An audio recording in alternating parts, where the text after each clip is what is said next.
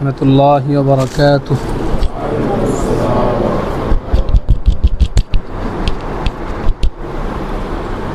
بسم الله الرحمن الرحيم. الحمد لله رب العالمين، والعاقبة للمتقين، والصلاة والسلام على سيد الأنبياء والمرسلين، وعلى آله وأصحابه أجمعين. أما بعد، فأعوذ بالله من الشيطان الرجيم. بسم الله الرحمن الرحيم. يا أيها الذين آمنوا أوفوا بالعقود. أحلت لكم بهيمة الأنعام إلا ما يتلى عليكم غير محل الصيد وأنتم حرم. وقال النبي صلى الله عليه وسلم: إخوانكم خوالكم جعلهم الله تحت أيديكم، فمن كان أخوه تحت يده فليطعمه إذا يأكل وليلبسه إذا يلبس، أو كما قال النبي صلى الله عليه وسلم. آمنت بالله، صدق الله العظيم، وصدق رسوله النبي الكريم، ونحن على ذلك لمن الشاهدين والشاكرين، والحمد لله رب العالمين. اللهم صل على محمد وعلى آل محمد، كما صليت على إبراهيم وعلى آل إبراهيم إنك حميد مجيد. اللهم بارك على محمد وعلى آل محمد، كما باركت على إبراهيم وعلى آل إبراهيم إنك حميد مجيد. نفسي الفداء لقبر أنت ساكنه، نفسي الفداء لقبر أنت ساكنه، فيه الجود والعفاف والكرم. سلام على خير الأنام وسيدي حبيبي إله العالمين محمد، بشير نذير هاشمي مكرم، عطوف رؤوف من يسمى بأحمد. قالوا سبحانك لا علم لنا إلا ما علمتنا، إنك أنت العليم الحكيم.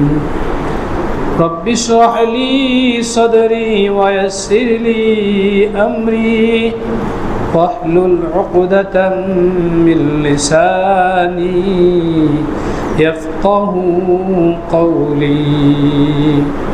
رب زدني علما رب زدني علما رب زدني علما আলহামদুলিল্লাহ। মুআজ্জাজ মুহতারাম সম্মানিত মুসল্লিয়ানি কেরাম, আল্লাহ রাব্বুল আলামিন আমাদের মতো কয়েকজন গুনাহগার বান্দাকে পবিত্র জুমার দিন তার মহান হুকুম জুমার নামাজ আদায়ের জন্যে মসজিদে আসার তৌফিক দান করেছেন। সকলে দিল থেকে শুকরিয়া তান বলি আলহামদুলিল্লাহ।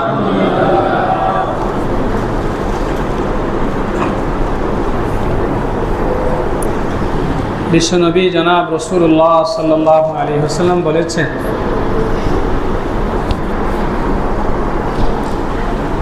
কিয়ামতের আগে এমন এক পরিবেশ আসবে, এমন এক সমাজ আসবে যে সমাজের মানুষের কাছে কোরআনের কথা বললে ওই মানুষ এটা উল্টা দিকে নেবে, হাদিসের কথা বললে উল্টা দিকে নেবে। ওই সময়টা বড় আফসোস এবং খতরনাক সময়। আসমান আর জমিনের সৃষ্টিকর্তা আল্লাহ, আল্লাহর কথা বলা যাবে না। আসমান আর জমিনের সৃষ্টিকর্তা আল্লাহ, আল্লাহর নবীর নির্দেশনা উম্মতকে শোনানো যাবে না। মানুষ বাধা দিবে। ওই সময়টা বড় খতরনাক সময়। কয়েকদিন আগে আমাদের এক ভাই, আমাদের জুনিয়র, নিচের ক্লাসে পড়ছে, বহির্বিশ্বে বিভিন্ন দেশে তার সফর আছে, ইসলামী সফরে যা বলতেছিলেন, দুবাই ইসলামী দেশ না? ইসলামী দেশ। দুবাই মসজিদে খতিব সাহেব কি আলোচনা করবে এটা ওই দুবাই সরকারের কর্তৃক নির্ধারিত।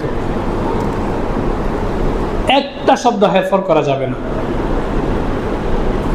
যা বলে দিবি সরকার কর্তৃক সেটাই বলতে হবে, ইসলামের পক্ষে হোক বিপক্ষে হোক। আজিব মুহতারাম দোস্ত, আমার বলার উদ্দেশ্য হলো, মানুষের সক্ষমতার বাহিরে, ক্ষমতার বাহিরে সারা দুনিয়াকে সে সংশোধন করতে পারবে না। যদি সে চেষ্টা করে তো তা আগে তার নিজের সত্তার মাঝে চেষ্টা করতে হবে। ব্যক্তিকেন্দ্রিক চেষ্টা। আমি আগে নিজেকে ইসলামের উপর তুলি, যখন আমার পুরা শরীর ইসলামের উপর উঠে যাবে, দিন ও শরীয়তের উপর উঠে যাবে, এরপরে পরিবার। আমি আমার পরিবারকে তুললাম, মেহনত চেষ্টা করার পরে যখন পরিবার ইসলামের উপর উঠে যাবে, এরপর হলো আমি যে সমাজে বাস করি ওই সমাজের মানুষকে ইসলামের কথা বলব। এইভাবে আল্লাহ রাব্বুল আলামিনের ফজল করমে যদি সে নিজের দেশের গণ্ডি পেরিয়ে বাইরে যেতে পারে তো আলহামদুলিল্লাহ, এটা প্রশংসা। কিন্তু প্রথমেই সারা বিশ্বকে নিয়ে সে চিন্তা করতে পারে না এবং এটা ফলপ্রসূ হবে না।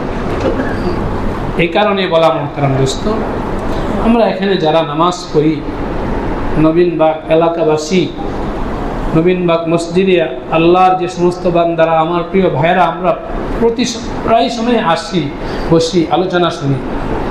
আমরা একটা সংকল্পে আসি, কোরআন হাদিসের আলোচনা যখনই শুনবো এটাকে বিরূপ প্রতিক্রিয়ার দিকে নেব না। আমার বিরুদ্ধে যদি হয় তাও। এখানে আলোচনা কি হবে? আমার যে দোষগুলো আছে এগুলোই বর্ণনা হবে।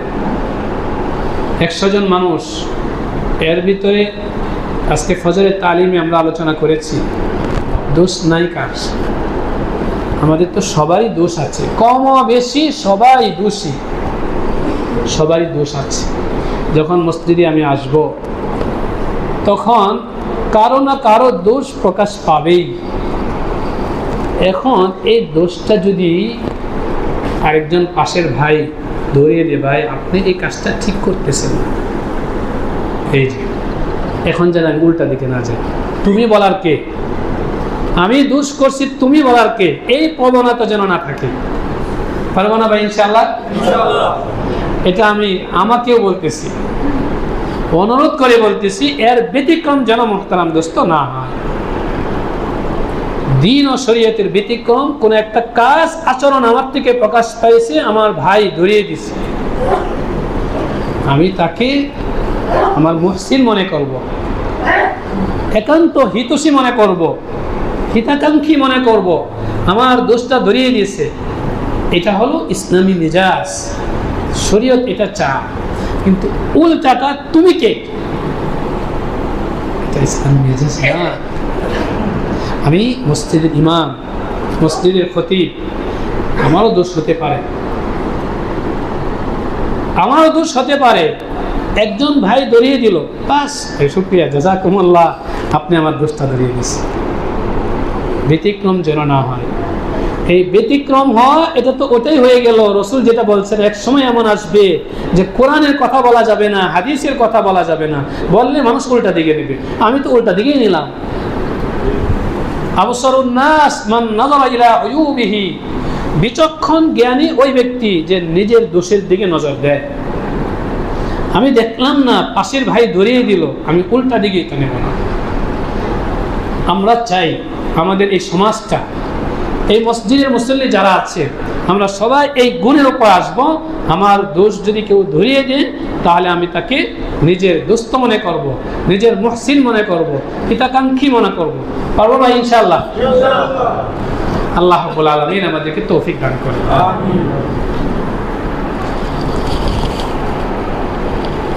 ইসলামী সমাজ, রাসূলুল্লাহ সাল্লাল্লাহু আলাইহি ওয়াসাল্লাম বলছেন, আল ইসলাম ইয়ালু লা ইউলা। হাদিস, ইসলাম সবসময় উপরে থাকে, ইসলাম নিচে আসে না। যখন সমাজের একটা রোগ, একটা মজলিসের একটা রোগ বারবার দেখা দিবে, তখন ইসলাম চায় এই রোগটাকে অবনমিত করতে, দমন করতে। এটা ইসলাম চায়।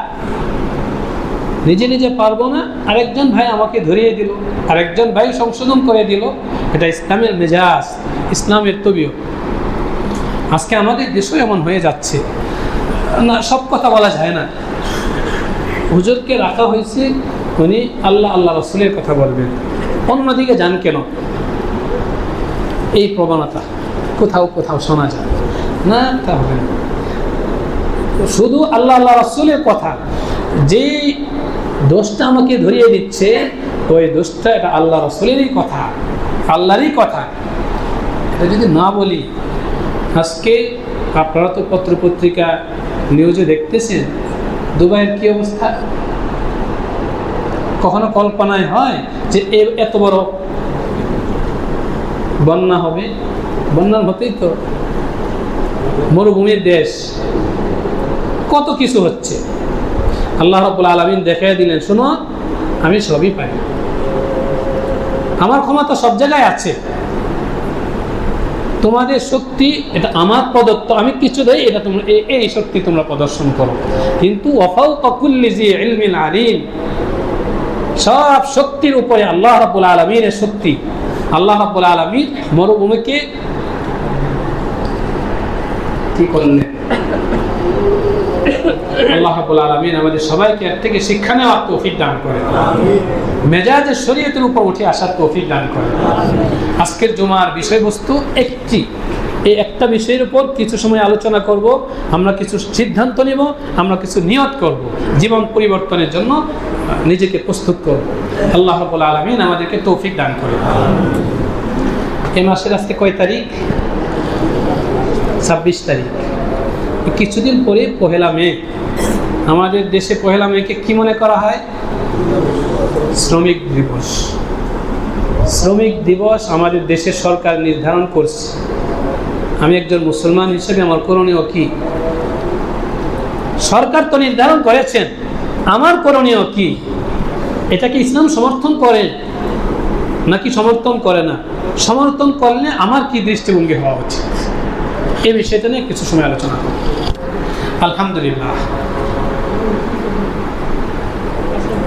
শ্রমিক দিবস এটাকে নির্ধারণ করা এক দৃষ্টিতে ইসলামী এটা সমর্থন করে। মুসলমান এক বছর বিভিন্ন তুমি তোমার খাতে, অফিসে, বাসাবাড়িতে, বিভিন্ন জায়গায় আল্লাহর বান্দাদেরকে কাজে লাগাইবা, শ্রমিক হিসেবে রাখবা, তার ব্যাপারে একটু ফিকির করা দরকার, যেন স্বতন্ত্রভাবে আমি আপনি শ্রমিকদের ব্যাপারে ফিকির করতে পারি। এই কারণে নির্ধারণ করা হয়েছে। এই বিবেচনা এটা ঠিক আছে। সুতরাং মহতারাম দোস্ত, একমাত্র ইসলাম ধর্ম এমন যে ধর্ম শ্রমিকের অধিকার পরিপূর্ণ দিয়েছে। অন্য কোন ধর্ম শ্রমিকের অধিকার পরিপূর্ণ দেয় নাই। এটা যদি আমি ইতিহাস তালাশ করি, ইতিহাস আপনাদের সামনে বলি, স্পষ্ট হবে, আপনারাও স্বীকার করবেন। এখানে অনেক জ্ঞানী বিচক্ষণ ব্যক্তি আছেন, আপনারা ইতিহাস জানেন কোন ধর্মে কোন আদর্শে শ্রমিকের কি মর্যাদা দিয়েছে, এটা স্পষ্ট আপনাদের সামনে দেয়নি। ইসলাম ভিন্ন অন্য কোন ধর্ম শ্রমিকের অধিকার পরিপূর্ণ দেয়নি। একমাত্র ইসলাম 100% অধিকার শ্রমিকের দিয়েছে। আলহামদুলিল্লাহ, আমরা এমন ধর্মের অবলম্বনকারী যে আমি যে ধর্মে বিশ্বাসী এই ধর্মে শ্রমিকের অধিকার পরিপূর্ণ দিয়েছে।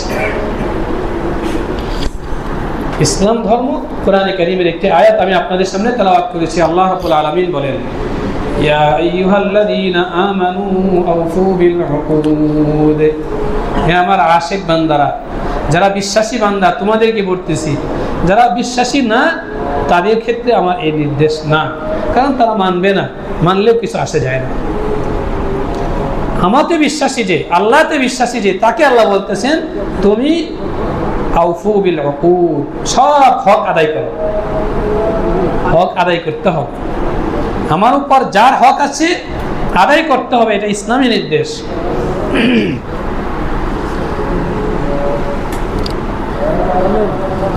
মাঝখানে প্রাসঙ্গিক একটা কথা মনে আসলো মহতারাম দোস্ত, আদর্শ কখনো ইসলাম বিবর্জিত ধর্মে আদর্শ পাওয়া যায় না। কেউ যদি এটা মনে করে বহির্বিশ্বে এই নিয়ম চালু আছে, অনেক সুন্দর নিয়ম শ্রমিকের ক্ষেত্রে কিংবা যে কোনো ক্ষেত্রে, জীবন পরিচালনার ক্ষেত্রে নিয়ম, নীতি, আদর্শ বহির্বিশ্বেরটা অনুসরণ করলে হবে না, সেটা যতই উন্নত হোক না কেন। নিয়ম অনুসরণ করতে হবে কোরআন এবং হাদিস যেটাকে বলছে। কেউ কোনো ভাই আছেন নিজস্ব অফিস পরিচালনার ক্ষেত্রে, নিজস্ব প্রতিষ্ঠান পরিচালনার ক্ষেত্রে তথাকথিত বুদ্ধিজীবী যারা আছে তাদেরকে উদাহরণ দেন যে অমুক দেশে এই নিয়ম চালু আছে, এই নিয়মটা আমি আমার অফিসে ফিট করতে চাই, আমার কাছে ভালো লাগছে। পশ্চিম কালো এটা ঠিক না, বরং ওই দেশের যে নিয়ম যেটা আপনার কাছে ভালো লাগছে এটাকে কোরআন হাদিসের পশ্চিম পাতলে যাচাই করেন, কোরআন হাদিস এটাকে কি বলে। ভালো লাগছে, যদি ভালো লাগে, অনুসরণের যদি মনে হয়, তাহলে কোরআনের সাথে মিলান, হাদিসের সাথে মিলান। যদি কোরআন হাদিসের সাথে মিলানোর পরে মনে হয় যে এটা কোরআন হাদিস সমর্থিত, তাহলে ওই ভালো লাগা এটা ভালো লাগে, এটাকে আপনি অনুসরণ করতে পারি। আর যদি কোরআন হাদিসের সমর্থন না করে, যতই উন্নত দেশ হোক না কেন, যত বড় ব্যক্তি হোক না কেন, তার ওই নিয়মকে আমরা মুসলমান আমরা এটাকে মানতে পারি না, মানা উচিত না। আল্লাহ রাব্বুল আলামিন আমাদেরকে বোঝার তৌফিক দান করুন। তো এক নম্বর কথা হলো, ইসলাম শ্রমিকের অধিকার দিয়েছে পরিপূর্ণ। একজন শ্রমিককে আমি কাজে লাগাইলাম, শ্রমিক সে আমার কাজে আসলো কেন? সেও আল্লাহর বান্দা, আমিও আল্লাহর বান্দা, তাহলে সে আমার কাজে আসলো কেন? আমার কাজ করতে আসলো কেন? আমাকে যে খালিক বানাইছেন তাকে তো সেই খালিকই বানাইছে। আল্লাহ রাব্বুল আলামিনের ফজল যে আল্লাহ তাকে গরিব বানাইছে, যেন সে অর্থের অভাবে হোক, পেটের দায়ে হোক, পারিবারিক তাকাজায় হোক, সে আমার কাছে আসবে, আমার কাজটা করবে। একজন কোটিপতি তার বাড়ি নির্মাণ করা দরকার। আল্লাহ রাব্বুল আলামিন যদি এই দুনিয়া সিস্টেমটা এমন না করতেন, তাহলে সে শ্রমিক কোত্থেকে পাইত? কেউ তো আসতো না কাজে, তাহলে বাড়ি বানানোও হতো না। দুনিয়ার নিজামকে ঠিক রাখার জন্যে আল্লাহ বানাইছেন কাউকে শ্রমিক, কাউকে মালিক। এটা কে বানাইছেন? আল্লাহ বানাইছেন। সুতরাং যে আমার অধীনে কাজ করে তাকে যেন আমি অবজ্ঞা না করি, কারণ তাকে তো আল্লাহই বানাইছে। তাকে যেন আমি অবহেলা না করি, কারণ তাকে তো আল্লাহই বানাইছেন। সে শ্রমিক, আমি মালিক, সব কিছুর পরেও আমরা এক স্রষ্টার অধীনে আছি। শ্রমিক আর মালিক আল্লাহ রাব্বুল আলামিন বানাইছেন পরীক্ষার জন্যে। শ্রমিক, তুমি মালিকের কাছে গিয়ে অবহেলা করো কিনা, কাজের অবহেলা করো কিনা, তার খেয়ানত করো কিনা, আমি এটা দেখতে চাই। যদি মালিকের কাছে গিয়ে কাজের অবহেলা করো, তাকে অবমূল্যায়ন করো, তার কাজের খেয়ানত করো, কোনো ধরনের ত্রুটি করো, কেউ না দেখলে, মালিক দেখে নাই, দুনিয়ার মালিক দেখে নাই, কিন্তু আমার নজর কিন্তু তোমার দিকে আছে। ইমতিহান, পরীক্ষা, এই পরীক্ষার জন্য আমি তোমাকে শ্রমিক বানাইছি। আর মালিককে আল্লাহ রাব্বুল আলামিন ক্ষমতা দিয়েছেন, টাকা দিয়েছেন। আল্লাহ দেখতে চান এই মালিক তুমি অল্প দিনের এই টাকা আর এই ক্ষমতা পেয়ে তুমি অহংকারের একেবারে চূড়ান্ত পর্যায়ে পৌঁছে যাও কিনা, আমি দেখতে চাই। নাকি আমার দিকে তোমার নজর থাকে, তোমার উপরে আমি মালিক আছি, এই নজরটা তোমার থাকে কিনা, এটা দেখার জন্য। শ্রমিক কাজ করলো, কাজের পরে তার উজরত, তার পারিশ্রমিক ঠিক মতো দাও কিনা, এটা দেখার জন্য আমি তোমাকে মালিক বানাইছি। তাহলে বোঝা গেল শ্রমিক আমার আল্লাহ বানাইছেন ইমতিহানের জন্য, মালিক আল্লাহ বানাইছেন ইমতিহানের জন্য। দুই পক্ষ, এই দুই পক্ষের মালিক হলো আল্লাহ। এই দুই পক্ষকে আল্লাহ রাব্বুল আলামিন পরীক্ষার জন্য বানাইছে। মালিক জুলুম করতে পারবে না, শ্রমিক খেয়ানত করতে পারবে না। জুলুম করতে পারবে না, খেয়ানত করতে পারবে না। আমাদের এই শ্রমিক দিবসে এই শিক্ষাটা যেন আমরা লাভ করি। যেখানে আমার শ্রমিকের মাসলা আসবে, কোন শ্রমিককে আনার মাসলা আসবে, আমি অল্প সময়ের জন্য মালিকের মানজিলায় যাব, মালিকের স্তরে যাব, ওই জায়গায় যেন আমার নজরটা আমার যিনি মালিক তার দিকে থাকে। কোরআনে কারীমে আল্লাহ রাব্বুল আলামিন বলেন, নবীদের স্লোগান, লা আসালুকুম আলাইহি আজরা, আমি নবী তোমাদের কাছে আসছি কোরআন হাদিসের দাওয়াত নিয়ে। এই দাওয়াত একটা কাজ, আমি শ্রম দিচ্ছি তোমাদের পিছনে, এই শ্রমের বদলা আছে, কিন্তু এই বদলা আমি তোমাদের কাছে চাই না। লা আসালুকুম আলাইহি আজরা ইন আজরিয়া ইল্লা আলাল্লাহ। তাহলে বুঝা গেল প্রত্যেকটা কাজের বদলা আছে, প্রত্যেকটা কাজের বদলা আছে। সূরাতুল আহকাফে আল্লাহ রাব্বুল আলামিন বলেন, লিকুল্লিন দারাজাতুম মিম্মা আমিলু, প্রত্যেক কাজের দারাজাত আছে। ফালিউফিয়াহুম আমালাহুম ওয়া হুম লা ইজলামুন, সুতরাং যার কাজ করা হলো সে যেন তার কাজের উজরত দিয়ে দেয় পরিপূর্ণভাবে। লা ইজলামুন, যেন জুলুম না করে। বোঝা গেল শ্রমিকের উপর জুলুম করা যাবে না, শ্রমিকের উপর জুলুম করা যাবে না। মালিক যিনি সব সময় এই নজর রাখবে, আমি আমার শ্রমিককে তো জুলুম করলাম না, আমার থেকে তো জুলুম হয়ে গেল না। ওমা লিযালিমিনা মিন নাসির, সূরাতুল হাজে আছে, ওমা লিযালিমিনা মিন নাসির। স্পষ্ট কথা, জালেম যে হবে তার কোনো সাহায্যকারী থাকবে না, দুনিয়াতেও না, আখিরাতেও না। মালিক আমি যেন জালেম না হয়, আমার পক্ষ থেকে যেন শ্রমিকের উপর জুলুম না হয়।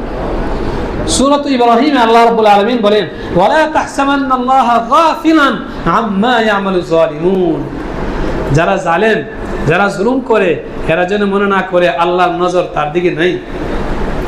আল্লাহকে যেন এমন মনে না করে, বরং ইন্নামা ইউআখিরুহুম লিয়াউমিন তাশখাসু ফীহিল আবসার। জুলুম করার পরেও শাস্তি আসতেছে না মালিকের পক্ষ থেকে, আল্লাহ বলতেছেন আমি তাকে অবকাশ দিতেছি, একদিন ধরব, জুলুমের বিচার হবেই। দুনিয়াতেও হতে পারে, আখিরাতেও হতে পারে। মালিক পক্ষ যারা আছি আমরা সবাই মালিক পক্ষ, কখনো না কখনো আমার তো শ্রমিক নিতেই হয়।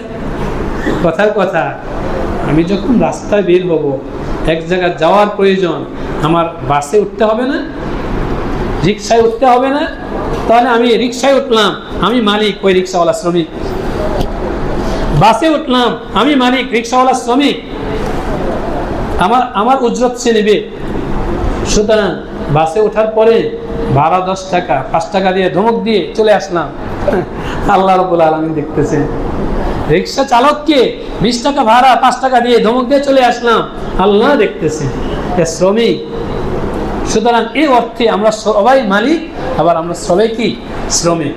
স্তর বিন্যাস আছে মহতারাম দোস্ত। এই বিষয়গুলো যখন আমাদের সামনে থাকবে, যে আমি যেন জুলুম না করি, সমাজ অনেক শান্তির হয়ে যাবে, অনেক সুন্দর হয়ে যাবে। মালিক পক্ষ জুলুম করতে পারে না। আয-যুলমু যুলুমাতুন ইয়াউমাল কিয়ামা, বিশ্বনবী জনাব রাসূলুল্লাহ সাল্লাল্লাহু আলাইহি ওয়াসাল্লাম বলেন, প্রত্যেকটা জুলুম কিয়ামতের দিবসে জুলুমাত। দুনিয়াতে তো তুমি ছোট একটা জুলুম করছো, এই ছোট জুলুমটা এটা বংশবৃদ্ধি করবে, আস্তে আস্তে বিস্তার লাভ করতেছে। ছোট একটা জুলুম, জুলুমাত। ইত্তাকুজ জুলমা, রাসূল বলতেছেন এই ছোট জুলুম থেকেও বেঁচে থাকো। ইত্তাকুজ জুলমা, ছোট জুলুম থেকেও বেঁচে থাকো। ফাইন্না জুলমা জুলুমাত, কেননা ছোট জুলুম কিয়ামত দিবসে ছোট থাকবে না, বিশাল বড় জুলুম হয়ে যাবে। তখন আফসোস করতে হবে, আমি অবচেতনভাবে এই জুলুম হয়েছে, আর আজকে এই জুলুমটা এত বড় করে আমাকে দেখানো হচ্ছে। আল্লাহ রাব্বুল আলামিন বলবেন, আমার নবী তো তোমাকে সতর্ক করেছিলেন, ইত্তাকুজ জুলমা, জুলুম থেকে বেঁচে থাকো। কিয়ামত দিবসে এই জুলুম অন্ধকার হবে, কিয়ামত দিবসে এই জুলুমের প্রতিশোধ নেওয়া হবে, সব জুলুমের প্রতিশোধ নেওয়া হবে। সুতরাং যেন আমি যার থেকে কাজ নেব তার উপর যেন জুলুম না করা হয়, তার উপর জুলুম যেন না করা হয়। সাহায্য পাওয়া যাবে না আল্লাহ থেকে সাহায্য পাওয়া যাবে না। একটি হাদিস আমি আপনাদের সামনে তেলাওয়াত করেছি। রাসূল বলেন, ইখওয়ানুকুম খাওয়ালুকুম জাআলাহুমুল্লাহু তাহতা আইদিকুম, তোমাদের ভাইদেরকেই তোমাদের অধীন করা হয়েছে। ফামান কানা আখুহু তাহতা ইয়াদিহি, সুতরাং যার অধীনে কোনো শ্রমিক থাকবে, যার অধীনে কোনো শ্রমিক থাকবে, মুহতারাম দোস্ত সবাই খেয়াল করে শুনি, রাসূল বলতেছেন ফামান কানা আখুহু তাহতা ইয়াদিহি, যার অধীনে কোনো শ্রমিক থাকবে, রাসূল বলতেছেন নির্দেশ, রাসূলের সম্মান সূচক অনুরোধ, ফালইউতইমহু ইযা ইয়াকুলু, সে যেন খাওয়ায়, নিজে যখন খায় ওই শ্রমিককেও যেন খাওয়ায়। আচ্ছা, আমি একটু জিজ্ঞাসা করি, আমার অধীনে যে শ্রমিক কাজ করতেছে, আমার তো হায়াত এই 50 বছরের হায়াত গেল, 40 বছরের হায়াত গেল, কত ভাইকে আমি আমার কাজে লাগাইছি, কোনোদিন কি আমার সাথে একসাথে বসে খাওয়াইছি? এটা প্রত্যেকে নিজের নফসকে আমি প্রশ্ন করি। রাসূল তো বলতেছেন ফামান কানা আখুহু তাহতা ইয়াদিহি, যার অধীনে কোন শ্রমিক ভাই থাকবে, ফালইউতইমহু ইযা ইয়াকুলু, সে যেন খাওয়ায় যখন নিজে খায়।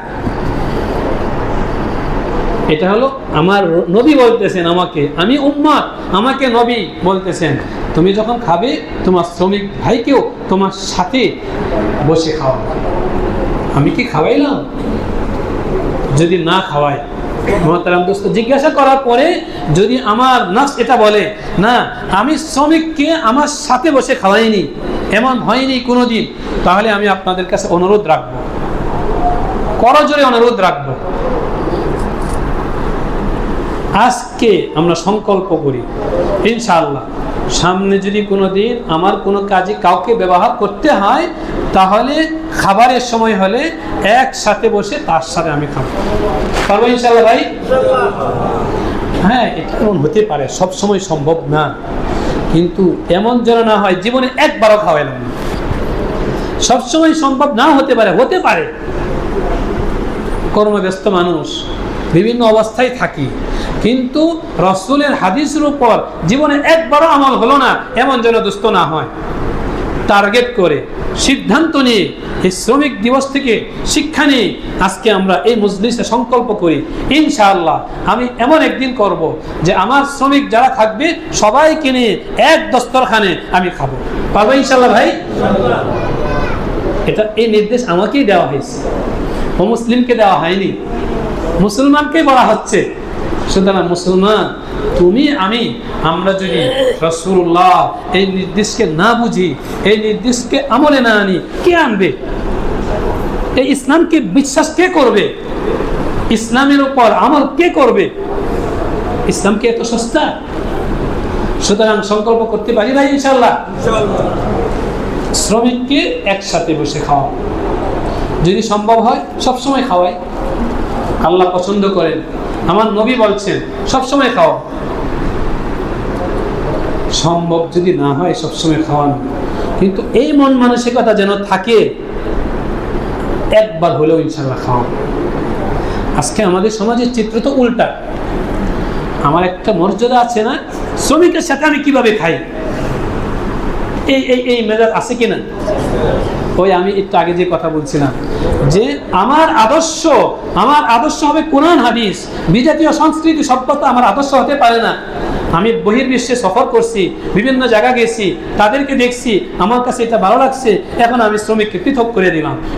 ইসলাম বলে শ্রমিককে কাছে রাখো, আর বিজাতীয় সংস্কৃতি বলে দূরে রাখো। এখন আমি ওই স্লোগানে বিশ্বাসী, শ্রমিক কিনে একসাথে খাওয়া যাবে না। এবার বিষয়টা বুঝে আসছে ভাই? না, আমি তো কোরআন হাদিসকে সামনে রাখি, শ্রমিক কিনে একসাথে বসে খাও। একদিন, 2 দিন, 3 দিন খাওয়ার পরে আসমানওয়ালা যখন দেখতেছেন, আরে এত টাকার মালিক, এত পদ পদবীর মালিক, এত ক্ষমতার মালিক, কিন্তু সব টাকা সব পদবীকে লাথি মেরে আমার এই বান্দাকে, শ্রমিককে, পথের ফকিরকে এক দস্তরখানে বসে খাওয়াইতেছে, আল্লাহ রাব্বুল আলামিন আপনার মর্যাদা বাড়াইয়া দিবেন, কমাবেন না। আর যদি আল্লাহ ইচ্ছা করেন, আল্লাহর নজর তো আছে, যখন আল্লাহ দেখবেন যে শ্রমিককে দূরে ঠেলে দিলাম, আল্লাহ বলতেছেন বান্দা তুই শ্রমিককে দূরে ঠেলে দিলে, তুই তো আমার শ্রমিক, আমি তো তোর মালিক, আজকে আমার ওই বান্দাকে দূরে ঠেলে দিলে আমি কিন্তু তোকেও দূরে ঠেলে দিলাম। আল্লাহ বলতে পারেন কিনা? এটা বিশ্বাস হয়তো আল্লাহ আমাদের মালিক, আল্লাহ আমাদের মালিক, এই বিশ্বাস তো আমাদের আছে। তো আমি আমার মালিকের কাছে থাকতে চাই, আমি মালিকের সান্নিধ্য লাভ করতে চাই, কেন আমি আমার অধীনস্থকে কাছে রাখি না? এই বিষয়গুলো আমরা ফিকির করি। আল্লাহর কাছে, আল্লাহর নৈকট্য লাভ করতে হলে শ্রমিককে কাছে রাখতে হবে। আল্লাহর কাছে বলার ক্ষেত্র তৈরি করি। আমাদের আকাবির আসলাফ বুজুর্গানি কারাম, বিশেষ করে শাইখুল আরব ওয়াল আজম শাইখুল ইসলাম হযরত মাওলানা সৈয়দ হুসাইন আহমদ মাদানী রহমতুল্লাহ আলাইহি, হিন্দুস্তানে মাদানী দস্তরখান এটা প্রসিদ্ধ। হিন্দুস্তানের আম জনতা, হিন্দু মুসলমান সবাই ওনার দস্তরখানে যায়, সবাই ওনার দস্তরখানে যায়। দস্তরখানে যাওয়ার পরে এমন না যে আমি 1000 মানুষের মেহমানদারি আয়োজন করছি, আমি আলাদা রুমে স্বতন্ত্র খাবো, এমন না। মাদানী রহমতুল্লাহ আলাইহি দস্তরখান বিছানোর পরে, খাবার পরিবেশনের পরে মেহমানদেরকে বলতেন সবাই আপনারা দস্তরখানে বসে। সবাই দস্তরখানে বসার পরে এই আওলাদে রাসূল বিশ্বনবীর বংশধর হুসাইন আহমদ মাদানী খুঁজে খুঁজে তালাশ করে এই 1000 মানুষের মাঝে সবচেয়ে জীর্ণ শীর্ণ গরিব যে ব্যক্তি, যার পাশে কেউ বসতে ইচ্ছুক না, উনি নিজে ওই তার পাশে গিয়ে বসতেন। সুবহানাল্লাহ। কারণ এই 1000 মানুষের মাঝে এ হলো সবচেয়ে গরিব। সারা দুনিয়ার যত মানুষ আছে মাওলার কাছে আমি সবচেয়ে নিকৃষ্ট। আমি আজকে এই গরিবের সাথে বসলাম, আমার মাওলার কাছে আমি সাক্ষী রাখলাম, আল্লাহ আজকে আমি ইচ্ছা করে এই গরিবের সাথে বসলাম, কালকে আপনার কাছে আমাকে বসে, আপনার কাছে আমাকে নিয়ে নিয়ে। ইসলামী শিক্ষা এটা, ইসলামী শিক্ষা। আলহামদুলিল্লাহ আমাদের মাহে রমজান মাসে আম দস্তরখানে আমি আপনাদেরকে দাওয়াত দিয়েছিলাম, এখানে আসেন, এই দস্তরখানে বসে গরিবের সাথে বসে। যাই হোক মহতারাম দোস্ত, যে কথা বলতেছি, শ্রমিকের উপর যেন জুলুম না হয়, তাকে কাছে রাখবো। রাসূল বলছেন ফালইতুইমহু ইলা ইয়াকুলু, সে যখন খায় যেন ওই শ্রমিককেও খাওয়ায়। তো আমরা সিদ্ধান্ত নিলাম আমরা এটা করবো ইনশাআল্লাহ ভাই। দ্বিতীয় নম্বর হলো ওয়ালইয়ালবিসহু ইলা ইয়ালবিস, সে যে ধরনের পোশাক পরিধান করবে, শ্রমিক বিশেষ করে শ্রমিক যদি স্থায়ী শ্রমিক হয়, তার জামাটাও ওই উন্নত জামাই দিয়ে। অনেক সময় আমরা ঈদে বিভিন্ন অনুষ্ঠান উপলক্ষ করে আমাদের অধীনে যারা কাজ করে, ড্রাইভার, দারোয়ান, আরও যারা, আমি ব্যঙ্গে বললাম না, সবাই তো জানেন এগুলো, তাদেরকে আমরা জামা দেই, পোশাক দেই। আলহামদুলিল্লাহ কোনো ভাই তো এমন আছেন যে হুজুর আমি আমার ড্রাইভারের জন্য একটা জামা কিনবো, আমি উন্নত জামা কিনবো, অনুন্নত না, এটা আমাদেরকে বলেন। এটাই হওয়া উচিত, এটা ইসলামী শিক্ষা। আমার জামা যেমন দামি হবে, যেমন উন্নত হবে, আমার শ্রমিকের জামা ওই রকম উন্নত হবে। ফালা তুকাল্লিবুহু ফালা তুকাল্লিফুহু, রাসূল বলতেছেন তাদেরকে তাদের সাধ্যের বাহিরে কাজ চাপায়া দিও না। আমাদের প্রবণতা হলো যত বেশি কাজ নেওয়া যায়, না, কাজ নেওয়ার ক্ষেত্রে আমি ফিকির করব একজন মানুষ হিসেবে একদিন কতটুকু কাজ করতে পারে, ততটুকুই কাজ দেব। একজন শ্রমিক থেকে একদিনেরই কাজ দেব, একদিনের 2 দিনের কাজ দেব না, কারণ সে তো মানুষ। আমি রক্ত মাংসে তৈরি, সেও তো রক্ত মাংসে তৈরি। রাসূল বলছেন যদি এমন কোনো চাপ দিতেই হয় কাজের, তাহলে তুমিও তার সাথে সহযোগিতা করো। ইদা কাল্লাফতুমুহুম ফাআইনুহুম, যখন 2 দিনের কাজ একদিনে নেওয়ার প্রয়োজন দেখাই দেয়, তাহলে তুমি তার সাথে সহযোগিতা করো। এই হলো শ্রমিকের ব্যাপারে বিশ্বনবীর নির্দেশনা। 2 নম্বর বিষয়। 3 নম্বর বিষয় হলো বিশেষ করে উজরত, পারিশ্রমিক, টাকা। আমাদের অফিস আদালতে এমন হয়ে গেছে, বেতন মাস শেষ হওয়ার পরে বেতন দেয় 10 তারিখ, না মোহতারাম দোস্ত, 10 তারিখে না, 29 তারিখে দেন, 30 তারিখে দেন। মেজাজে শরীয়ত হলো এটা, 30 তারিখে বেতন দেন। কারণ রাসূল বলছেন আতুল আজিরা আজরাহু ক্বাবলা আন ইয়াজুফা আরাকুহু, শ্রমিককে তার শ্রমের ঘাম শুকিয়ে যাওয়ার আগে তার উজরত দিয়ে দাও। নবী বলছেন সুতরাং আমি 10 তারিখে দিলে দেরি হয়ে গেল না?